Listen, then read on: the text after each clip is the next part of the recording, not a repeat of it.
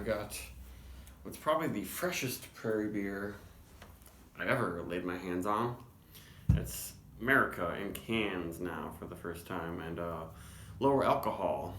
And when it was in the bottles, it was 7.5%.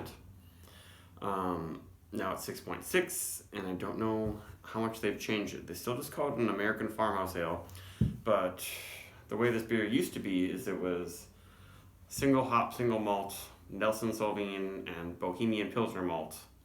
So it's kind of a joke that it's made with all non-American ingredients. I think eventually they changed the hops. Maybe I don't really know. And I couldn't find any info on if this still is, fermented or bottle conditioned with or can conditioned with Brettanomyces. I used to be conditioned with 2 different strains of Brettanomyces. Interesting. It says brewed and canned by Krebs Brewing Company, McAllister, Oklahoma. I don't know if they've always been in McAllister. That might be a new spot they have. But Krebs, I guess, is the official name for Prairie artisan ales. So let's just jump into this. Yeah, this is canned 12 days ago. So this just came out.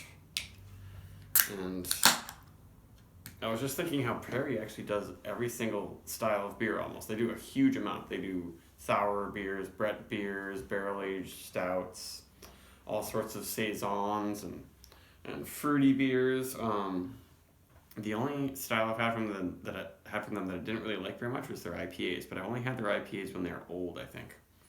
And then, IPAs, I'm fine with the brewery not specializing in them, because there are plenty of them. Alright, so hopefully there will be some kind of Brett presence in this beer. That's my wish, and it's got a little haze to it. So originally this was supposed to be, the original Merica was hopped with 3 pounds per barrel of Nelson Sauvin hops and heavily dry hopped. So that's a good amount of hops for a Saison. Looks really nice. The haze is not quite reaching any IPA levels. Maybe looks a little bit like Hattie Topper maybe. The head is actually really nice. Some very fine bubbles and then soapy bubbles in there. Looks great.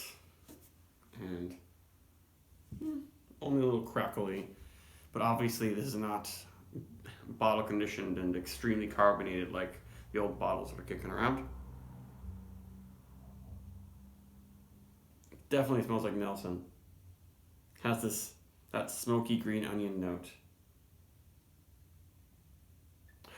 But I have a feeling that this is not Brett conditioned at all. I think before they fermented it with a Saison yeast and then they bottle conditioned it with Brettanomyces. This one I think is just force carved in the can. So it's just really like a hoppy Saison, but getting one this fresh from Prairie is pretty special. They're really good. Their Saisons, be them wild and sour or not. Yeah, it's got that peppery kind of jalapeno greenness that I always get from Nelson. It's very obvious, even though there is a good amount of juicy fruit, near bubblegum estery quality from the Saison yeast. Ooh, wow. Lots of Nelson in the flavor. That's very hoppy. That's really good. This almost reminds me of some of the, like Trillium's, like dry hopped free rises. I don't think they do a Nelson, but the Nelson is kicking and it works really well with the Saison yeast. I feel like I haven't had a lot of Nelson Saisons. The mouth feels nice. It's a little bit sweet. It's got a good amount of body. So if you don't like those super yeasty, phenolic, super dry, light-bodied Saisons, this one will show you how they can be different. They can be a little sweeter, they can be hazy like this, they can be really, really hoppy. And I like what they've done with this actually, because I bought a couple clean Saisons recently that I was just kind of not super excited by. I mainly got them so I could blend some Brett Saisons and sour Saisons with them, which is what I like to do. I think I said in one of my recent videos that's blending sour beers, Saisons, farmhouses, all of that stuff together to make your favorite one is what you should do. I encourage it. Traditionally, these beers are blended too, like kind of like lambics if you think like the old-fashioned style. And also IPAs, hazy IPAs, blend them to make the perfect IPA for yourself. But I'm getting off track.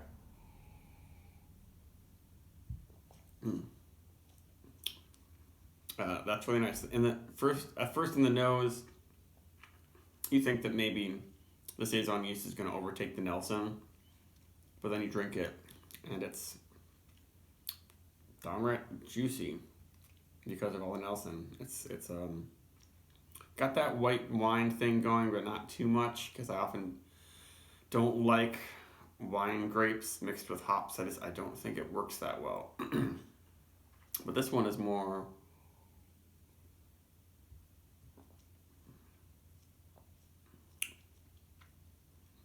It's not even some of the juicier, sweeter wines like Vino Verde. It's not like that. It's not green apple. It's a little bit creamsicle. Just a little bit of spicy yeast going on. But what is that fruit? I guess unripe tropical fruit. That's what I get a lot from Southern Hemisphere hops. Kiwi, New Zealand hops, or Australian hops. It's kind of like underripe pineapple, underripe peach, with a hint of orange or sour orange or underripe orange. I haven't really had underripe orange.